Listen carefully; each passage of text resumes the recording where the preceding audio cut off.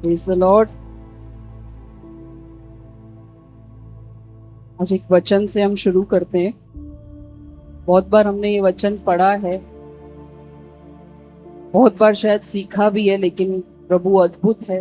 हर एक बार उससे अलग तरीके से बात करता है। हर एक वचन से वो नई चीजें सिखाता है। कभी कभी एक ही वचन से हर बार नई बातें करता है।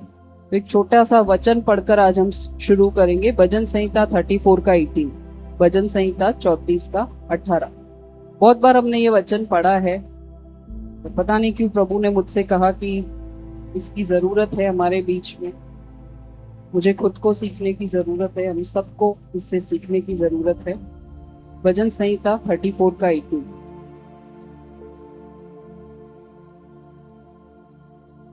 वचन कहता है, यहोवा टूटे मन वालों के समीप होता है। पढ़ा है हमने बहुत बार ये वचन, पढ़ा है। जब मैं पहले बहुत बार इस वचन को पढ़ा है, पर इतना गहराई से प्रभु ने कभी मुझसे इसके द्वारा बात नहीं किया जैसे अभी किया। और कुछ वचन होते हैं ना कि दिल पे छाप छोड़ के जाते हैं, कि ऑटोमेटिकली जब ऐसी परिस्थिति में हम आते हैं तो वचन निकल जाता है। तो ये वचन कुछ इस तरीके से मुझसे बात कर रहा था, और पता नहीं क्यों प्रभु पवित्र आत्मा मुझे बोझ दे रहा था कि हमारे बीच शायद इस वचन से सीखने की जरूरत है।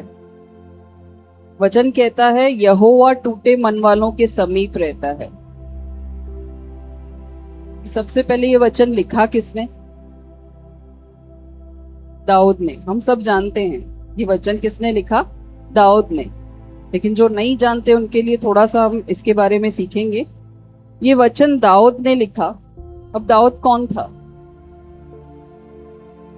ये सीखना भी जरूरी है कि दाऊद कौन था। हम जानते हैं, लेकिन फिर भी एक बार उसके कैरेक्टर पे, उसके चरित्र पे, उसकी जो पर्सनैलिटी है वो क्या था, उसका विश्वास कैसा था, उसके लिए थोड़ा ये जानना जरूरी है। तो दाऊद जो है वो एक साधारण परिवार का सबसे छोटा बेटा था, जो एक चरवाहा था। हम सब जानते हैं वो हमारी तरह ऑर्डिनरी इंसान ही था। वो एक घर का सबसे छोटा बेटा था, जो दिन रात जंगलों और पहाड़ियों में अपने भेड़ों की, बकरियों की देखभाल करता था। लेकिन उसमें एक चीज अलग थी, उसे अपने परमेश्वर पर बहुत भरोसा था। उसे अपने प्रभु पर बहुत भरोसा था, या मैं बोल लूं कि कंप्लीटली वो निर्भर करता था अपने परमेश्वर पर। हर एक छोटी से छोटी चीज में, हर एक छोटी से छोटी रूटीन लाइफ में वो किस पे निर्भर करता था? अपने यहोवा पर, अपने परमेश्वर पर वो निर्भर करता था। वो जब भैंस बकरियां चराता था तो वो अपनी वीणा बजा के वर्शिप करता था, जैसे हम करते हैं ना अपने दुकानों पे, अपने घरों में काम करते करते। हम क्या करते, पिक्चर के गाने सुनते। मुझे पता है हम सब अच्छे लोग हैं, हम सिर्फ वचन सुनते हैं या भजन चलाते हैं, उससे एक अलग ही एनर्जी आती है काम करने की। तो ये भी ऐसा ही था। वो परमेश्वर से प्यार करता था, तो अपने काम के दौरान भी वो वीणा बजाकर और परमेश्वर की आराधना करता था। वो हर चीज में परमेश्वर पर निर्भर रहता था। अब उसने ये वचन क्यों लिखा जब उसका लाइफ स्मूथ चल रहा था? प्रभु ने तो ये भी कहा था कि मैं उसे भविष्य में एक राजा बनाऊंगा। इतना आशीषित वो था, लेकिन फिर भी उसने लिखा कि यहोवा टूटे मन वालों के समीप रहता है। तो ऐसा क्या हो गया कि उसको ये वचन लिखना पड़ा? उसके लिए हम थोड़ा सा, या मैं बोलूं बहुत सारा पीछे चलेंगे। हमने पढ़े हैं वचन, जब गोलियात नाम का एक इंसान जो बहुत ताकतवर था, उसके लिए थोड़ा डिटेल में जाते हैं ना, तो वो लिखा है कि उसका कद काठी इतना स्ट्रांग था जैसे बॉडी बिल्डर्स होते हैं उस तरीके का। तो वो ललकारता था सेना को कि युद्ध करो मुझसे और कोई मुझसे जीत नहीं पाएगा। और सच में सेना उससे डरती थी, उससे युद्ध करने से डरती थी, क्योंकि वो इतना स्ट्रांग, और ये पिद्दी सा कोई भी इंसान आके उससे लड़ नहीं सकता। अब गोलियात को मौका मिला, वो गया उससे लड़ने के लिए। हम जानते हैं कि उसने एक पत्थर से गोलियात को हरा दिया। उसने एक मामूली से पत्थर से गोलियात को हरा दिया। तो इससे मैं सीख रही थी कि एक साधारण इंसान को भी परमेश्वर योद्धा बनाने की काबिलियत रखता है। इतना बड़ा परमेश्वर है हमारा कि हमें जब लगता है कि हम नॉर्मल इंसान है, हम क्या कर सकते हैं, लेकिन कहां पर हमारे अंदर कौन सी ताकत, कौन सी काबिलियत प्रभु ने छुपा रखी है, वो उसको ही पता है। और वो अपने राज्य के लिए, अपनी महिमा के लिए हमें इस्तेमाल करना चाहता है। पर सवाल है, वहां पर दाऊद तैयार था, क्या हम तैयार हैं कि हमारे जीवन से हम प्रभु की महिमा करें? कि हम हमारे कंफर्ट जोन में ही बिजी हैं, अपनी लाइफ में बिजी हैं? वो तैयार था, उसे प्रभु ने मौका दिया तो उसने गोलियत को एक पत्थर से हरा दिया और वो योद्धा कहलाने लगा। जहां पर गोलियत योद्धा कहलाता था, अब क्या, ये दाऊद योद्धा कहलाने लगा। अब जब हम कोई ऐसा काम करते हैं ना तो हम फेमस हो जाते हैं। वाह, उसने हरा दिया, वो फेमस हो गया। फिर मैं सोच रही थी, फेमस होने के बाद भी उसने क्यों लिखा कि यहोवा टूटे मन वालों के समीप होता है? जब हमारे जीवन में कुछ अच्छा होता है तब हम ऐसा सोचते हैं कि यहोवा टूटे मन वालों के समीप होता है, लेकिन इसने ये वचन लिखा, ये भजन लिखा। जब ये फेमस हो गया तब वहां पे राजा शाऊल का राज था। लोग वहां पे गीत गाने लगे कि शाऊल ने हजारों को मारा लेकिन दाऊद ने 10,000 को मारा। अब राजा को लगने लगा कि मेरी पोजीशन खतरे में है। ये फेमस हो गया, लोग इसकी तारीफ कर रहे हैं, उसे डर लगने लगा कहीं ये मेरी कुर्सी ना छीने। बहुत मोह होता है ना लोगों को कुर्सी में। तो अब ये डर गया, राजा डरने लगा कि मेरी कुर्सी ना छीन ले। तो अब उसने सब साम दाम दंड भेद सब कर लिया कि वो दाऊद को मरवा सके। उसने सेना पीछे लगा दी, सब तरीके अपना लिए कि वो दाऊद को मरवा दे। लेकिन दाऊद के ऊपर हम जानते हैं कि परमेश्वर का अनुग्रह था। परमेश्वर ने तो उसे भविष्य का राजा बनाने का फैसला कर लिया था। जिसके संग परमेश्वर है उसका कोई कुछ बिगाड़ सकता है? बिगाड़ सकता है? लोग ऐसे डाउट में लगे। हालेलुया। अब दाऊद भाग रहा है यहां वहां। वो नोब नाम की जगह पर गया, वो गात में गया कि वो अपने आप को बचा सके। उसके पास कोई नहीं था। जब उसने ये वचन लिखा तब वो एक आराम वाली जिंदगी नहीं जी रहा था। उसके पास कोई रिश्तेदार, कोई रिश्ता, कोई नाता, कुछ भी नहीं था। वो भाग रहा है, राजा से बचने के लिए भाग रहा है। उसका ना परिवार है, ना उसका कोई दोस्त है, ना उसे लगता है कि उसे कोई बचाने वाला है। तब उसे लगा कि अब मैं थक गया, अब मैं टूट गया। कभी कभी हमारी जिंदगी में भी होता है ना कि हम बहुत सारा स्ट्रगल करते हैं, हर रिश्ते, हर नाते में थक जाते हैं, सब जगह जिम्मेदारियां निभाकर थक जाते हैं। कभी कभी लगता है कि बस अब प्रभु बहुत हो गया, अब मैं टूट गया। कितना मैंने सबके लिए किया, सबको खुश रखने के लिए मैंने अपनी जिंदगी को कुर्बान कर दिया। परिवार को खुश करने के लिए सुबह से रात तक मैं कमा रहा हूं, लेकिन परिवार वालों को बिल्कुल भी मेरा वो कदर है ही नहीं। जिसको सबसे ज्यादा प्रायोरिटी देते हैं जिंदगी में, कभी कभी तो वो भी हमको अकेला छोड़ के चले जाते। तो दाऊद का भी परिस्थिति यहाँ पर ऐसा ही था। उसने सोचा कि उसने राजा शाऊल के लिए काम किया गोलियत को हराकर, लेकिन उसे क्या पता था उसी का राजा उसके पीछे लग जाएगा। अब उस परिस्थिति में वो टूट गया। और हम जब टूटते हैं तब हम क्या करते हैं? तब हम कुड़कुड़ाते हैं, रोते हैं, प्रभु मेरे साथ ही ये क्यों? मैंने किसी का क्या बिगाड़ा है? तू तो देखता है मेरा मन साफ है, मैं सबके लिए अच्छा सोचता हूँ, मैं सबके लिए अच्छा करती हूँ, फिर भी मेरे साथ ये क्यों? करते हैं ना हम ऐसा। जब थक जाते हैं ना, हर तरीके से हार जाते हैं, तब हमको प्रभु पे भी शायद कभी कभी गुस्सा आने लगता है कि उसको दिखता नहीं है कि इतना स्ट्रगल है मेरी लाइफ में। उसको सब दिखता है। यहाँ दाऊद की परिस्थिति भी परमेश्वर देख रहा है, लेकिन आप उसका विश्वास देखिए।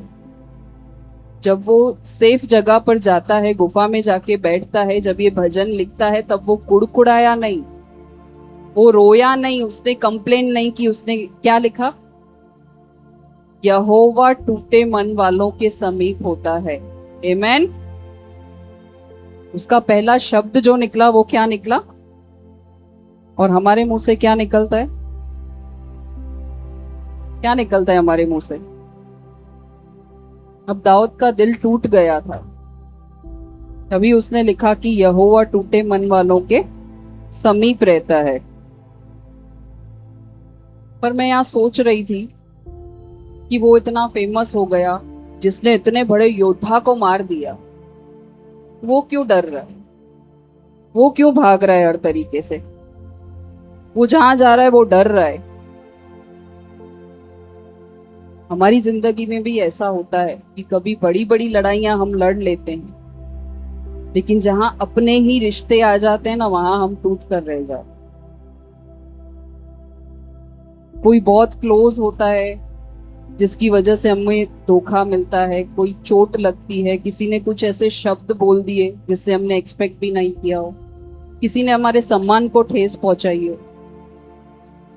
कभी हुआ है ऐसा कि जिसके लिए हमने बहुत किया है, अभी जिसके लिए बहुत करते हैं तो नेचुरल है, उससे उम्मीद भी होती है हम, और ऐसी उम्मीद नहीं होती है कि वो भी हमारे लिए करे, लेकिन इतनी उम्मीद तो होती है कि सराहना कोई कर दे कि हाँ तेरे एफर्ट्स मुझे दिख रहे हैं, तू मेरे लिए इतना कर रहा है, तू मेरे लिए इतना कर रही है। लेकिन यहाँ राजा ने क्या किया? जहां दाऊद ने उसके लिए इतना सब कुछ किया, राजा इनसिक्योर हो गया और उसको मारने के लिए पीछे भागने लगा। तो कहीं कहीं कुछ रिश्तों में, इस दुनिया में जहां हम जीते हैं, तो हम भी इसी तरीके से जिनके लिए बहुत करते हैं, वही आकर हमको ठेस पहुंचाते हैं। लेकिन दाऊद टूटा था, हारा नहीं। आमेन। क्यों नहीं हारा? क्योंकि उसके पास परमेश्वर का सहारा था, उसका विश्वास मजबूत था। उसने कहा यहोवा मेरे। जब वो गुफा में पहुंचा ना, अगर हम होते, मैं सोच रही थी ऐसे उसकी जगह, तो कुछ ऐसा हमारे साथ होता ना, तो हम पहुंच के पहले स्टेटस डालते, रीच सेफली, व्हाट्सएप स्टेटस डालते हम, राजा बच गया, पकड़ना है तो पकड़ ले, ढूंढ ले। हम शो ऑफ वाली दुनिया में रहते, पहला पहला चीज हम स्टेटस डालते। लेकिन यहाँ दाऊद ने क्या किया? वो जब सुरक्षित जगह पर बैठा, उसने पहला वचन क्या लिखा? यहोवा। तो फोन नहीं था, पर मुझे पता है वो स्टेटस नहीं डालता, वो प्रभु की महिमा ही करता। उसने लिखा यहोवा टूटे मन वालों के समीप रहता है। और ये सिर्फ एक वचन नहीं है। आप उस समय की परिस्थिति इमेजिन करने की कोशिश कीजिए कि वो कितना टूट चुका होगा, कि जब उसको लगा होगा कि मैंने बड़ा काम किया, परमेश्वर की महिमा की, और सडनली उसकी सारी परिस्थितियां विपरीत हो गई, वो मारा मारा भाग रहा है, यहाँ वहां फिर रहा है। तो ये सिर्फ एक वचन नहीं है, एक टूटे हुए इंसान का अनुभव है, ये उसकी गवाही है, ये उसका विश्वास है कि टूटी हुई अवस्था में जब सब कुछ बिखरा हुआ उसे दिख रहा है। यहां से हम देख रहे हैं कि सब बिखर रहा है, लेकिन इस हाथ से उसने परमेश्वर को थामा है, और वो बोल रहा है यहोवा टूटे मन वालों के।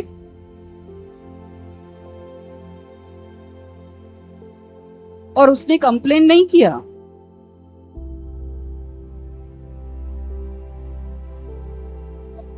उसने कंप्लेन नहीं किया कि मेरा परिवार, मेरा दोस्त, मेरे रिश्तेदार सबने मुझे ठुकरा दिया।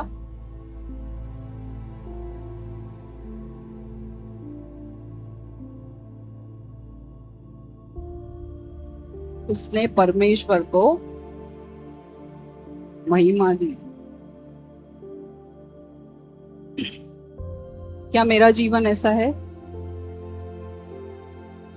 कि ऐसी अवस्था में मैं कुड़कुड़ाऊं ना और परमेश्वर को महिमा दूं? पर हम एवरी टाइम उस पे डाउट करते हैं, हम कुड़कुड़ाते हैं।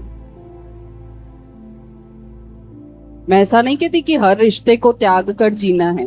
प्रभु ने रिश्ते दिए हैं तो उसने कुछ सोच समझ कर दिया है। उनका उद्धार हमारे जीवन से लिखा है, उनको थाम के चलना है। लेकिन प्रायोरिटी अपने जीवन में हमेशा परमेश्वर ही होना चाहिए।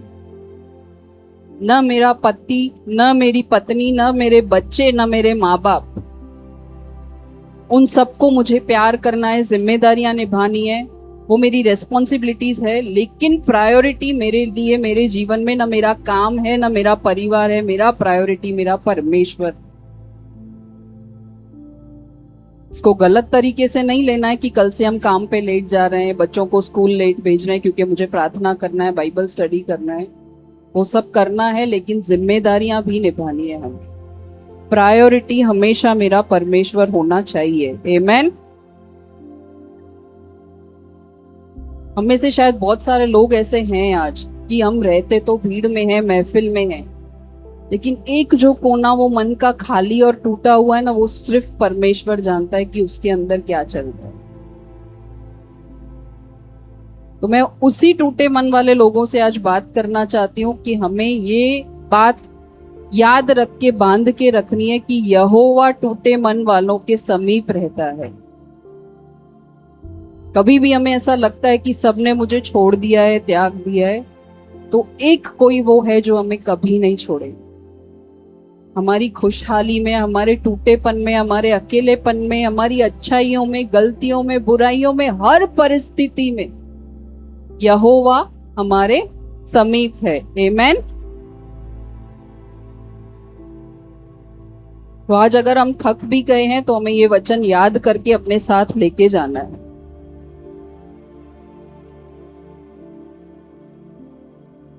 और दुनिया हमारी उपस्थिति छोड़ सकती है, हमारे जाने न जाने से, रहने न रहने से कुछ नहीं रुकने वाला है। कितने सारे लोग देखो हमारे जीवन में थे, आज नहीं है, तो क्या हमारी जिंदगी रुक गई है? हाँ, दुख होता है उनके ना होने से, लेकिन रुकती नहीं है जिंदगी। तो दुनिया हमारी उपस्थिति, हमारी वैल्यू कम कर सकती है, हमें छोड़ सकती है, लेकिन परमेश्वर कभी भी अपनी उपस्थिति मेरे जीवन से नहीं निकाले। चाहे मैं उसके खिलाफ कुड़कुड़ाती रहूं, कंप्लेंट्स करती रहूं, लेकिन वो अपनी उपस्थिति मेरे जीवन में हमेशा हमेशा रखेगा। आमेन। इब्रानियों 13:5 में भी लिखा है ना, मैं तुझे कभी ना छोड़ूंगा और कभी ना त्यागूंगा। ऐसा लिखा है कि जब तू मेरे वचन पर चलेगा तब मैं तुझे कभी ना छोड़ूंगा और त्यागूंगा। या ऐसा लिखा है जब तू मेरे खिलाफ काम करेगा तब मैं तुझे छोड़ूंगा और त्यागूंगा। हाँ, प्रभु को दुख होता है जब हम उसकी वचन के विपरीत चलते हैं, पर वो छोड़ने और त्यागने वाला परमेश्वर नहीं। आमेन। दाऊद के पास तो उस समय ये नया नियम लिखा भी नहीं हुआ था कि वो पढ़ता कि मैं तुझे कभी ना छोड़ूंगा और ना त्यागूंगा, लेकिन उसको विश्वास था कि जब मैं टूटा हूं उस परिस्थिति में यहोवा मेरे समीप है। हालेलुया। तो हमें निराश होने की जरूरत नहीं है, हमें दुखी होने की, अकेला फील करने की जरूरत नहीं है, क्योंकि यहोवा हर पल मेरे समीप है। जब उसने शुरुआत की ना, पहला शब्द दाऊद ने लिखा यहोवा, तो मैं तो यहोवा पढ़ के ही इंप्रेस हो गई, क्योंकि मुझे लग रहा था मैं होती तो मैं रोती ऐसी परिस्थिति में कि ये क्या कर दिया तूने मेरे साथ। मैंने तो इतना बड़ा काम किया है, मुझे फेमस होना था, और प्रभु तूने क्या कर दिया। लेकिन उसके मुख से पहला शब्द निकला यहोवा। आगे वो कहता है कि समीप रहता है। समीप मीन्स क्लोज रहना, निकट रहना। और इतना क्लोज रहना जब हम हिब्रू भाषा में पढ़ते हैं ना, उसका मतलब ये है कि इतना क्लोज होना कि सामने वाले के दुख को, दर्द को हम महसूस कर सकते। हम लोगों को बोलते जरूर है कि नहीं मैं समझ सकता हूँ तेरे साथ क्या बीत रहा है, पर जो उसके साथ बीत रहा है वो उसके और परमेश्वर के अलावा कोई भी फील नहीं कर सकता। हर एक को लगता है मेरा दुख सबसे बड़ा है।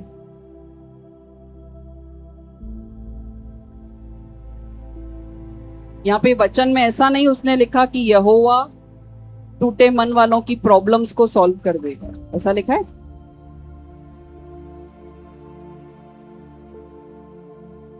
यहाँ लिखा है कि यहोवा टूटे मन वालों के दर्द को तुरंत खत्म कर देगा। तुम शारीरिक तौर से बीमार हो तो तुरंत प्रभु तुम्हारी बीमारी को खत्म कर देगा। वो सामर्थ जरूर रखता है, लेकिन उसके काम करने के तरीके बहुत अलग है। यहाँ पे उसने लिखा कि यहोवा टूटे मन वालों के समीप रहता है। हम दुहाई देते हैं प्रभु को कि मेरी परेशानियां दूर कर दो, मेरी प्रॉब्लम्स को सॉल्व कर दो। शायद मुझे पैसे की तंगी है, मुझे उससे बाहर निकाल दो। मैं शरीर की पीड़ा से थक गया हूँ, थक गई हूँ, उससे मुझे बाहर निकाल दो। मेरे बच्चे मेरी नहीं सुनते, मेरा बिजनेस मेरे हिसाब से नहीं चल रहा है। कभी कभी सब कुछ अस्त व्यस्त लाइफ में दिखता है। मुझे कभी कभी ऐसा लगता है मैं अपना घर बैलेंस नहीं कर पा रही हूँ, काम बैलेंस नहीं कर पा रही हूँ। ऐसा लगता है ये भी काम है, वो भी काम है। कभी कभी ऐसी अवस्था आती है हम टूट जाते हैं, थक जाते हैं। तब ये वचन सांत्वना देता है हमको। तो इस बात को मांगने से कि प्रभु मेरी प्रॉब्लम्स को खत्म कर दे, क्या ये मांगना सही नहीं है कि प्रभु मेरे समीप आ जाए? परेशानियां तो खत्म वो करेगा ही अपने समय पर, लेकिन प्रभु बहुत स्मार्ट है। बहुत स्मार्ट है। वो परेशानियां सीधा नहीं हटाते, वो उन परेशानियों में पहले अपना प्रेजेंस देंगे, अपनी उपस्थिति देंगे। क्योंकि परेशानियां खत्म हो जाएगी तो हम हमेशा यही मांगते रहेंगे, उसी पे फोकस रहेगा, जबकि हमारा फोकस होना चाहिए कि हमें प्रभु की महिमा करनी है।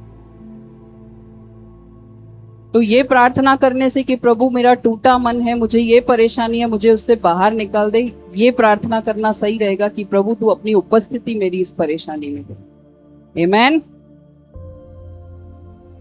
प्रभु जब उस परेशानी में हमारे संग होते हैं ना, मुझे लगता है परेशानी बहुत छोटी सी लगने लगे, बहुत छोटी सी। प्रभु सीधा उत्तर नहीं देते थे, सीधा सॉल्यूशन नहीं देते थे। वो उस परेशानी में हमारे संग होते हैं, हमें सांत्वना देते हैं, अपने होने का एहसास दिलाते हैं। जैसे मैंने कहा ना, समीप होना मतलब बताना कि तुम्हारी प्रॉब्लम को मैं अच्छे से समझ सकता हूं।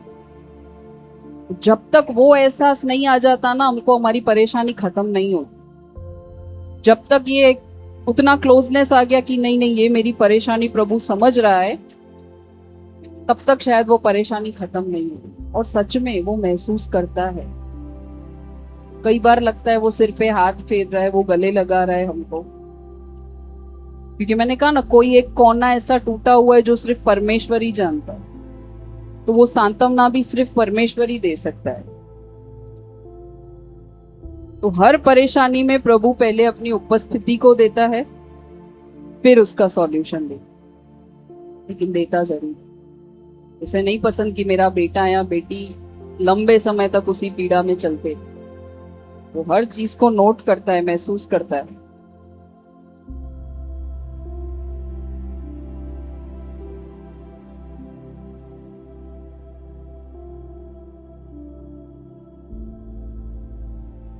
जब हम दाऊद को भी यहाँ पर देखते हैं तो दाऊद ने दुआ किया परमेश्वर से कि वो भाग रहा था। मैंने कहा ना, गात भागा, नौब भागा, हर जगह वो भाग रहा था। तो क्या प्रभु को नहीं दिखता होगा कि वो क्या कर रहा है, वो कितना टूटा हुआ है, कितना थक गया है, उसके पास कोई नहीं है। छोड़ दिया होगा प्रभु ने उसको? वो नहीं छोड़ता कभी। वो जहां जहां भागा, जिस जिस परिस्थिति में भागा, प्रभु हर पल उसके संग। आमीन।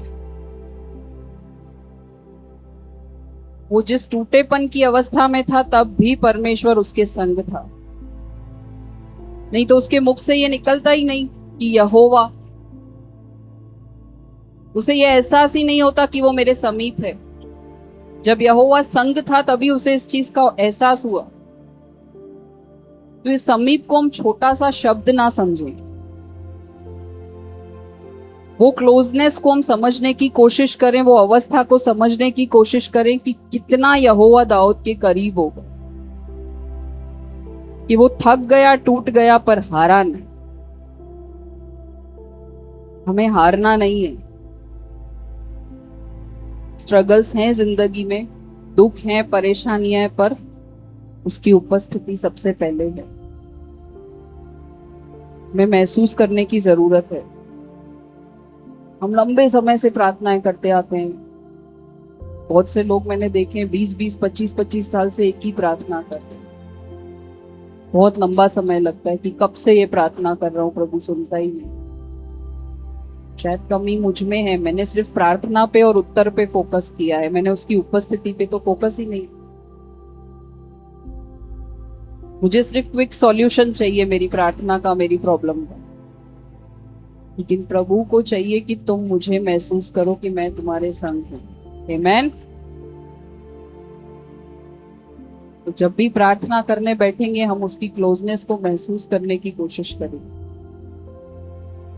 हम प्रभु से मांगेंगे कि प्रभु आ, मेरे साथ बैठ, मेरे लिए तेरी उपस्थिति मेरे जीवन में जरूरी है। हाँ, मैं टूटा हूं, हाँ, मैं थक गया हूं। अभी तो प्रार्थना करने का भी मन नहीं होता, इतने सालों से एक ही प्रार्थना कर, और कहीं मन में तो मैंने ये मान भी लिया है कि इसका उत्तर नहीं मिलेगा। लेकिन उसको तुम्हारी हर एक प्रार्थना पर, तुम्हारी हर एक परेशानी पर ध्यान है।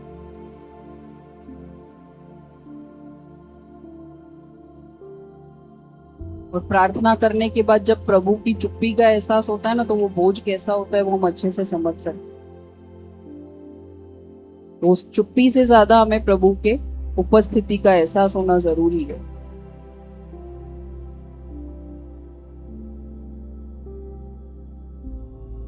एक वचन पढ़ते हैं, भजन संहिता 34 का 18। अच्छा, वही कर रहे थे, सॉरी।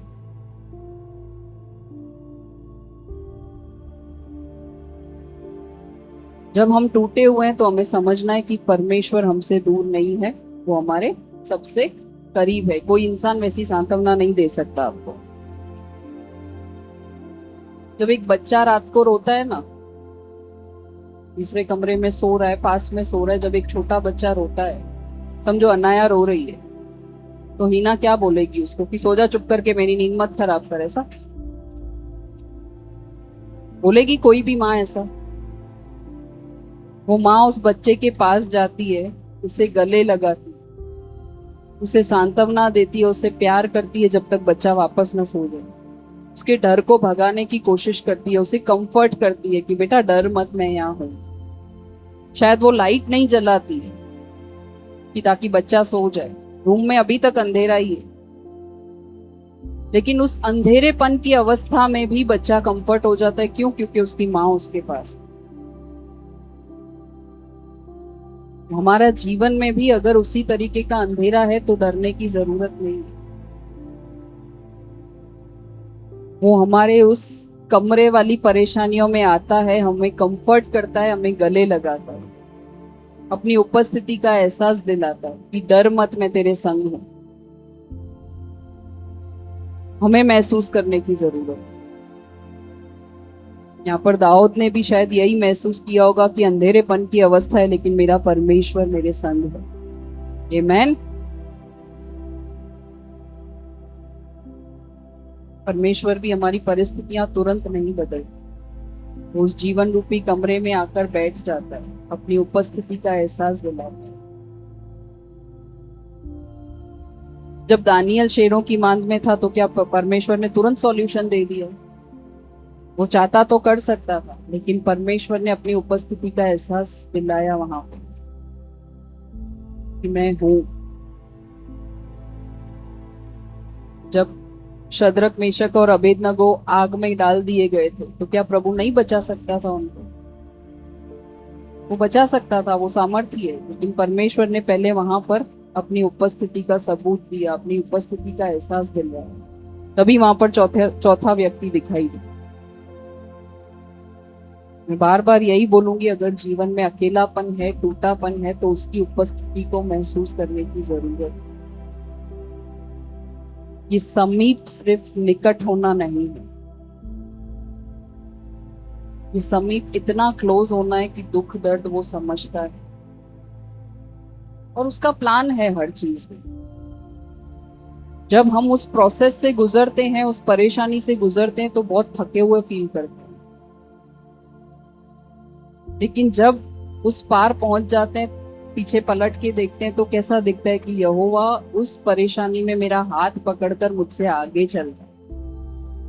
शायद उस रास्ते में जो बड़े बड़े कांटे थे वो सब उसने अपने ऊपर ले लिए, मैं तो पीछे थी, लेकिन फिर भी मैं कुड़कुड़ा, फिर भी मैंने मेरे प्रभु पे डाउट। तो समीप मतलब ऐसा नहीं है कि हम उसकी उपस्थिति को महसूस कर रहे हैं लेकिन फिर भी डाउट कर रहे हैं।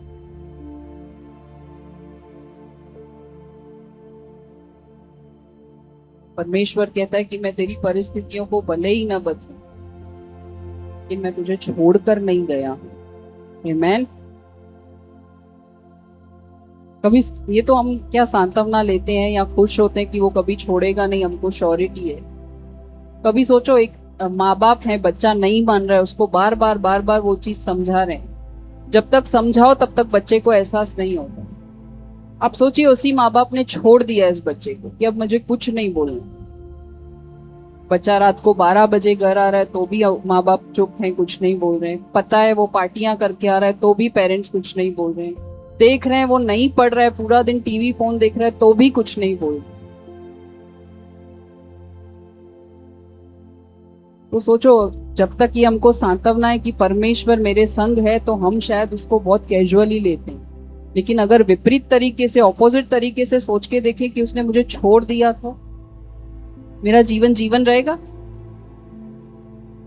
और पहले शायद हम वैसी जिंदगी में थे कि कोई बोध ही नहीं होता था मन के अंदर, किसी का दिल दुखाया, कोई पाप कर दिया तो हमको कोई प्रॉब्लम ही नहीं होती थी। वो होता है परमेश्वर की उपस्थिति नहीं होना, जहां पर पाप करने के बाद भी मुझे एहसास ही नहीं है कि मैंने पाप किया, गलत करने के बाद भी मैं कंफर्टेबल हूं कि मैंने कुछ किया ही। मुझे सोचने की जरूरत है कि ऐसा अगर मेरे जीवन में प्रभु ने कर दिया, अपनी उपस्थिति को निकाल दिया, तो मेरा जीवन जीने लायक भी नहीं बचेगा। तो इतना कैजुअली नहीं लेना है मुझे कि हाँ परमेश्वर तो मेरे संगी है ना। ये सोच के देखना जरूरी है। वो भला परमेश्वर है, वो नहीं छोड़ता, लेकिन इसका मतलब ये नहीं कि मैं अपनी मनमानी करूं। यशाया 41 का 10 भी कहता है कि मत डर, मैं तेरे संग हूं। वो हर परिस्थिति में कहता है मत डर, मैं तेरे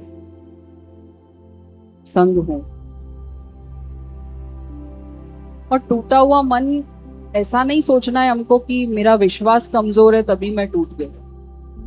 कभी कभी हम खुद पे भी डाउट करते हैं कि मैं तो इतना वचन पढ़ती हूँ, मैं तो इतना प्रभु को मानती हूँ, फिर भी कैसे मैं टूट गई, फिर भी कैसे मैं थक गई। इसका मतलब ये नहीं है कि मेरा विश्वास कमजोर है तभी मैं टूट गई या थक गई या गिर गई। हम इंसान हैं, कभी कभी सरकमस्टेंसेस जो हैं, कभी कभी परेशानियां जो है हमारे ऊपर हावी हो जाती, नहीं संभलता हमसे सब कुछ, नहीं बैलेंस होता। तो इसका मतलब ये नहीं है कि मैं हार गई हूं या मैंने परमेश्वर पर विश्वास मेरा कमजोर है इसलिए। हम हार सकते हैं, हम थक सकते हैं, लेकिन वापस यू टर्न मार के प्रभु के पास तो जा सकते हैं। वो तो हर पल बाहें फैला के खड़ा ही है। मुझे कभी कभी ऐसा गिल्ट होता है कि थक गए, प्रभु पर डाउट कर दिया, इसका मतलब मेरा विश्वास कमजोर। नहीं, मेरा विश्वास कमजोर नहीं है, मैं इंसान हूं। ऐसे इमोशंस हैं, फीलिंग्स हैं जिसमें हो जाता है कभी कभी। प्रॉब्लम तब है जब मैं थक कर, हार कर प्रभु के पास वापस न जाऊं, वापस से वही जीवन में जीने लगूं। मेरा विश्वास कमजोर नहीं है, पर परमेश्वर ने ऐसे फीलिंग्स दी हैं कि हाँ मैं कभी कभी थक जाता हूं, मैं थक जाती हूं, मैं टूट जाती हूं।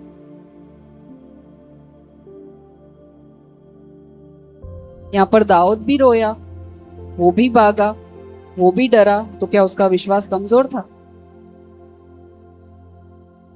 उसका विश्वास, परमेश्वर का हाथ, दोनों उसके साथ था।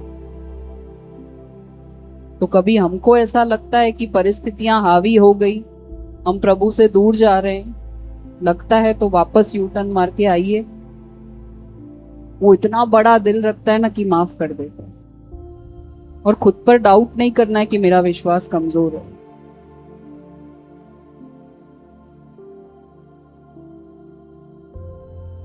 उल्टा दाऊद का विश्वास तो यहाँ पर और गहरा था।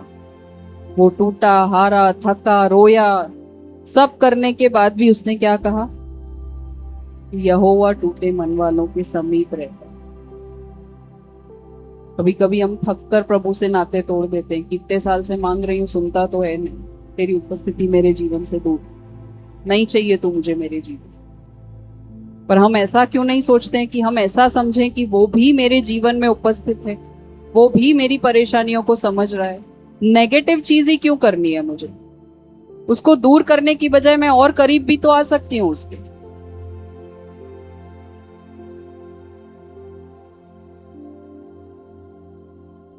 इसीलिए उसने 34 के 4 में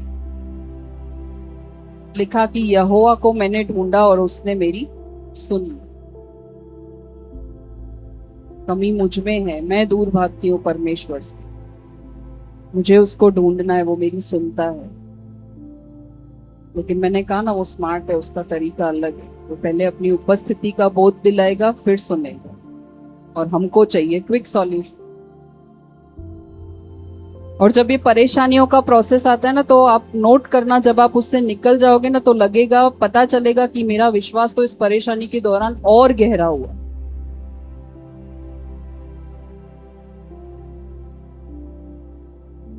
और टूट जाना, थक जाना और परमेश्वर से दूर होना एक ही बात नहीं है। हम समझते हैं कि हम टूट गए मतलब मैंने प्रभु पर डाउट कर लिया, मैं उससे दूर हो गई। दोनों एक चीजें नहीं है, दोनों में एक बहुत बारीकी वाली लाइन का डिफरेंस है।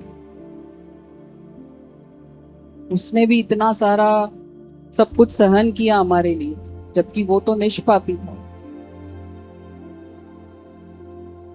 सारी पीड़ाएं उसने सहन की। तो टूटना और परमेश्वर से दूर होना एक चीज नहीं है। हम टूट सकते हैं, शायद कभी कभी हार भी जाते हैं, लेकिन वापस आना जरूरी है। वो हमारे समीप हमेशा है। आमेन। तो याद रखना है कि नेगेटिव रिस्पॉन्स नहीं देना है अपनी परेशानियों का, कि टूट कर मैं प्रभु से दूर चला जाऊं, मुझे उसके पास आना है। और हम सबसे बड़ी गलती यही करते हैं कि हम परमेश्वर से दूर चले गए। जो गए हैं, जिन्होंने ये चीज की है कि परेशानी में प्रभु से दूर हो गए हैं, उनसे पूछ के देखना आज उनका जीवन कैसा है। उनके पास आशा भी नहीं है। हमारे पास आशा तो है कि एक दरवाजा मेरे लिए खुला है। जो दूर गए हैं वो दुनिया की भीड़ में, चकाचौंध में, पाप में फिर से गिर गए। कि मेरे पास मेरा आशा है, मेरा परमेश्वर। इसलिए वचन कहता है यहोवा टूटे मन वालों के समीप रहे। आमेन। हमें दाऊद के जीवन से याद रखना है, एक साधारण चरवाहा जो अपनी जिंदगी में मस्त जी रहा है, उसके जीवन में इतना सारा उथल पुथल हुआ, इतनी परेशानियों ने घेरा, लेकिन उसने यहोवा को थामना नहीं छोड़ा। जब मेरे जीवन में ये परेशानियां हैं, सब कुछ उथल पुथल है, मेरे पास कोई नहीं है, ना कोई दोस्त है, ना कोई रिश्तेदार है, ना मेरे पास पैसा है जिससे मैं पावर कर सकूं, ना मेरे पास खूबसूरती है जिस पे मैं पावर कर सकूं। क्या है मेरे पास? मेरे पास कुछ भी नहीं है, लेकिन मेरे पास यहोवा। और मैंने हमेशा इस चीज को गांठ बांध ली है कि वो टूटे मन वालों के समीप है। तो जब भी मैं टूटूंगी, चाहे कोई भी मेरे साथ ना हो, कोई भी मेरे साथ ना हो, लेकिन वो मेरे समीप। आमेन। हुआ करेंगे। प्रभु जी तेरे सम्मुख आते हैं परमेश्वर, तेरे हाथ में सौंपती हूँ परमेश्वर हर एक टूटे मन वाले को। तुझसे तो क्या परिस्थितियां परेशानियां छुपी है पिता, तू सब जानने वाला परमेश्वर। तुझसे प्रार्थना करती हूँ परमेश्वर, हम में से हर एक जो वो टूटे मन वाला है प्रभु जी, तू उससे उसके जीवन में अपनी उपस्थिति का एहसास दिलवा परमेश्वर। शायद हम चूक जाते हैं परमेश्वर ये फील करने में कि तू हर परेशानी में, हर स्ट्रगल में मेरे संग है। जहां हर रिश्ते ने छोड़ दिया है, त्याग दिया है प्रभु जी, वहां तूने इस हाथ को और कस के थाम के रखा है परमेश्वर।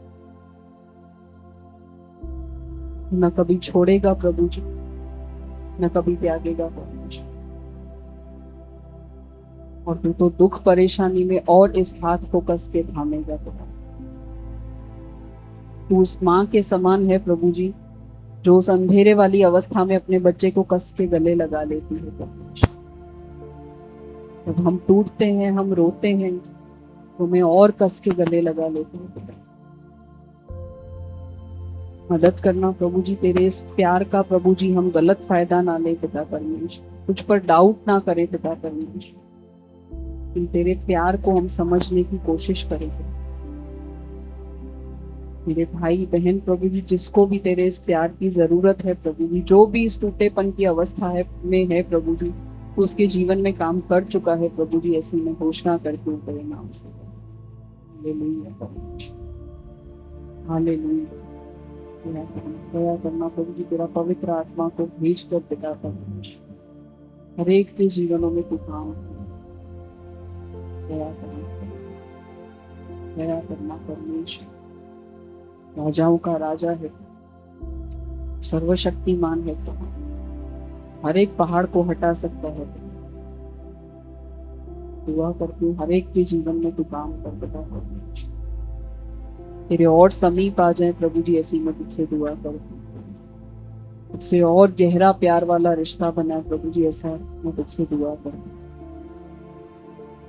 सबको तू प्रभु जी आलिंगन करना पिता परमेश्वर, तेरी उन बाहों में प्रभु जी कस कर तू गले लगाना पिता परमेश्वर, ताकि हर एक दुख और दर्द प्रभु जी तेरे उस प्यार से फीका लगने लगे पिता परमेश्वर। दया करना राजा, यीशु मसीह के नाम से सुन और कबूल करते हैं, आमीन। ओके, क्या था आज का वचन? क्या था? यहोवा इसके समीप रहता है कितनों के मन इधर टूटे। सबके मत बोलो ना यार, आपको पता है सबके, आप बोलो मेरा है। हर एक जना खुद बोले कि प्रभु मेरा मन टूटा है, बाकी प्रभु अच्छा है, सबका नहीं है तो टूटा है, टूटा। हमें मेरा ध्यान रखना। प्रभु के साथ जब भी हम चर्चा करें, मेरे बारे में बात करने का मतलब आप अपने बारे में, मेरे बारे में मत करना। यहोवा किनके समीप रहता है? टूटे हुए मन वाले। किसका मन टूटा है? मेरा मन। क्यों टूटा? सिंपल सवाल, क्यों आपका मन टूटा हुआ है?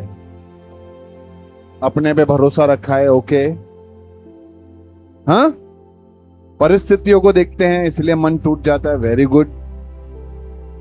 परमेश्वर के उपस्थिति के संग में नहीं है इसीलिए प्रतिज्ञाओं को भूल जाते हैं। आप बोलो भाई, खुद पे निर्भर रहते हैं इसलिए भी मन टूट जाता है। बहन लोग बोले कुछ वचनों को भूल जाते हैं, हाँ, इमोशंस हावी हो जाते हैं इसीलिए, ओके। प्रभु सुनता है कि नहीं, इसीलिए यार टूट गया मेरा। सच में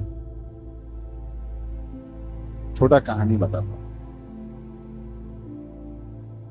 कहानी क्या, मैं तो ऐसा सोचता हूँ ये वास्तविकता है।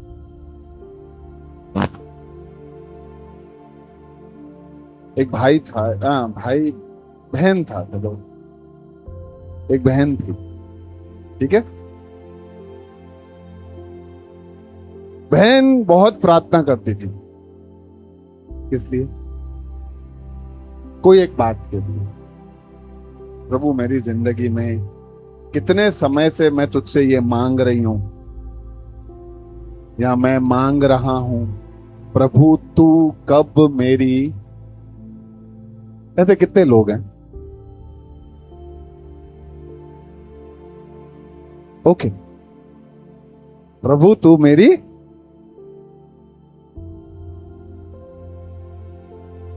और मांगते मांगते मांगते मांगते वो बहुत थक गई। अब उसने क्या कर दिया? मांगना। ऐसे कितने लोग हैं? ओके, एक बहुत मांग रहे थे और मांगते मांगते थक गए, उन्होंने छोड़ दी। तो छोड़ने में दो तरीके के होते, छड़ना बोलते ही। तो ये बहन ने मांगना मांगना छोड़ दिया अभी। तो ऊपर स्वर्गदूत ने प्रभु को बोला, प्रभु आपकी बेटी ने प्रार्थना करना बंद कर दिया, आपने देखा? तो मैंने बोला हाँ, मैंने नोटिस किया, उसने प्रार्थना करना बंद कर दिया। स्वर्गदूत बोलते, प्रभु इसका मतलब क्या वो हार गई? बोला नहीं, उसने फाइनली इतने समय के बाद उसको समझ आ गया कि उसको ये सब मुझे सरेंडर कर देना। इतने समय तक उसे सरेंडर नहीं किया, समर्पण नहीं किया। अब फाइनली उसको ये समझ आ गया कि मुझे ये बात को प्रभु के हाथों में सौंप देना चाहिए। स्वर्गदूत बोलता है, तो क्या अब क्या होगा? अब वो बोलता है, अब तू गौर करना, अब उसकी प्रार्थनाएं बदल जाएंगी, बदल गई हैं। अब तक वो मुझे कन्विंस करने की कोशिश करती थी कि प्रभु तेरे को ऐसा करने का है, अब तक वो मेरे मन को बदलने का कोशिश करती थी। अब तक वो करने का चाहती थी कि मैं वो करूं जैसा वो चाहती है। अब इतने समय के बाद जब वो थक गई, टूट गई, मन टूट गया, अब उसको ये एहसास हुआ कि मुझे प्रभु के हाथ में दे देना चाहिए। और उसने अब दे दिया है, इसीलिए अब उस चीज के लिए वो प्रार्थना नहीं कर। स्वर्गदूत ने पूछा, तो प्रभु आप उसकी जिंदगी में परिस्थितियां अब कैसी रहेगी? बोला, अब मैं बदलूंगा। पहले उसी ने खुद पकड़ के रखा था, तो मैं क्या छेड़छाड़ करता, मेरे को मौका ही नहीं था। उसने सब खुद अपने हाथ में पकड़ के रखा था। ना ना, मैं मेरे हिसाब से यूं हूं। मैं बोला ठीक है। अब जब फाइनली उसको समझ आ गया है और उसने अपनी जीवन की परिस्थितियों को ढीला छोड़ा है, विजय सुन रहे हो ना? तो अब मैं उसकी जिंदगियों में काम करूं। स्वर्गदूत बोलता है, वो तो एकदम अभी सरप्राइज हो जाएगी नहीं इसके काम जीवन में ऐसा काम होते हुए देखकर। प्रभु बोलता है, उसके होश उड़ जाएंगे, अब मैं ऐसा करने वाला हूं। हालेलुया। उसके बहुत छोटा सोचते हैं हमारे खुदा, वो हमारे होश उड़ा देगा। ऐसा हमारे जिंदगी में वो काम कर सकता है, करने के लिए तैयार है, और वो हमारे समीप खड़ा है। जरूरत है हमें अपने आप को उसके हाथ में देने की। हम देते हैं इस तरीके से, हाथ छड़ना, छोड़ो ये नहीं हो रहा है ना, चलो जिए प्रभु की मर्जी, छोड़ देते। कोई आके पूछता है अरे यार वो तेरा काम अभी कैसा चल रहा है जिंदगी, छोड़ो नहीं अब इस बारे में बात नहीं। ये मतलब तुमने छोड़ा ही नहीं है अभी भी। हेलो, आप खाली बोल रहे हो छोड़ दिया, तुमने छोड़ा ही नहीं, छोड़ा ही नहीं। छोड़ा हुआ तो वो था, अरे ठीक है जबरदस्त, तो प्रभु देखेगा ना यार। कब तक मैं लेके चला यार, बहुत हेडेक हो गया था, प्रभु संगी नहीं, टूट गया था मैं। जब से प्रभु के हाथ में दिया है अभी मेरे को सब उसके हिसाब से लगता है। अब मैं देखो, जो प्रभु पे बहुत भरोसा करते हैं ना, वो कोइंसिडेंसेस पे विश्वास नहीं करते। मैं कभी भी नहीं सोचता कि ये इत्तेफाक से हो गया, इम्पॉसिबल। मेरे जिंदगी में कुछ इत्तेफाक है ही नहीं, मेरे जिंदगी में हर चीज प्रभु चलाता है, तो मुझे पता है वो प्रभु चलाता है। इसीलिए बहुत जरूरी है कि हम अपने आप को, अपने जीवन को प्रभु के हाथ में सौंप। आमीन। और दाऊद भी ऐसा ही टूट गया ना, तो इसीलिए वो, जब भी हम टूट जाते हैं तो प्रभु और करीब आ जाता है। हाँ, आप में से कुछ ऐसे हैं जिनके बच्चे रूठ जाते हैं और अपने रूम में जाके जाओ नहीं बात करनी, तो फिर क्या करते हो आप? बाहर बैठ के आइसक्रीम मंगाते खाते हो। दिलीप, बच्चा बीमार हो तो कैसा करते अपने? आइसक्रीम मंगाते, अपने बीमार हो जाते हैं नहीं, भले अपने दिखाते नहीं है, उसको चिढ़ाते होंगे, चलो आइसक्रीम मंगाते हैं, हाँ इसका नहीं मंगाएंगे। ऐसा किया कितनों ने, फिर नहीं मंगाया हो। हे प्रभु, हम सबकी बुद्धि इतना खोल दे कि हम समझ जाएं तू हमसे बहुत बेहतर है। हम बुरे होके इतना अच्छा करना समझ सकते हैं, तू तो अद्भुत है। क्या करता होगा तू हमारे? निर्बुद्धि हूं मैं, प्रभु मेरा समझ खोल दे। बेवकूफ हूं मैं कि मैं तेरे इस प्रेम को समझ नहीं पाता, तू खोल दे हमारे बुद्धि को। और ऐसा ही नहीं है कि उसने खाली बोला। हमारा खुदा वो नहीं है जो तुम्हारे प्रॉब्लम्स को देख के दूर से इंस्ट्रक्शन देता रहता है, चले अमित ऐसा ऐसा करने का, ये सब ऑर्डर मान। नहीं, हमारा खुदा ऐसा नहीं है। हमारे खुदा ने हमारे दर्द को खुद समझने के लिए वो पृथ्वी पे आ गया यार। हमारे लिए उदाहरण बनने के लिए वो पृथ्वी पे आ गया। हम किन वेदनाओं से जाएंगे, वो वेदनाओं को बराबर समझता था, लेकिन हमें दिखाने के लिए वो और पृथ्वी आके वो सब वेदनाएं भी ले ली। हर दुख, हर दर्द, हर परीक्षा, हर प्रलोभन से वो भी गुजरा, और सब में सफल होके बोला कि मैं हूं, तुम भी सफल हो जाओ। और क्रूस पे अपनी जान को देकर हम लोगों के लिए अनंत जीवन भी खरीद के दिया। कितने लोग योग्य हैं अनंत जीवन के? कोई नहीं। हम अयोग्य लोगों के लिए प्रभु ने ये सब किया। मैं तुम्हें दास नहीं सेवक हो, और तुम मेरे दास नहीं हो, तुम मेरे मित्र हो, और तुम लोगों के लिए ही इसी तरह से मेरे शरीर को भी तोड़ा जाएगा। मैं सोच रहा था, शरीर को तोड़ना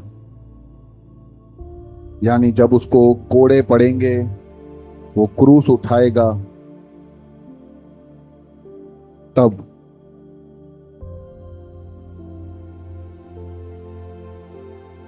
आपको क्या लगता है, शरीर का टूटना सहनीय होता है कि आत्मा का टूटना सहनीय होता है? हाँ, आत्मा का टूटना आसान है, असहनीय होता है ना। शरीर का टूटना फिर भी हम सहन कर लेंगे, दिल पे चोट लगता है ना, सहन ही नहीं होता है। और मैं आपको बता देता हूं, हम शरीर को कभी तोड़वाने के लिए तैयार ही नहीं होंगे जब तक तुम्हारा आत्मा ही नहीं टूटेगा। मैं ऐसा बता देता हूं कि यीशु मसीह को का शरीर टूटने वाला है, उससे पहले उसका आत्मा टूट गया होगा। इन लोगों के साथ, जिनके साथ मैं उठता बैठता, इनके लिए क्या नहीं है, उनको मैंने क्या नहीं दिखाया मेरे बारे में, यही मेरे को पकड़वाई। मेरे अपने क्या गुजरा होगा यार उसके ऊपर, लेकिन सब वो उसकी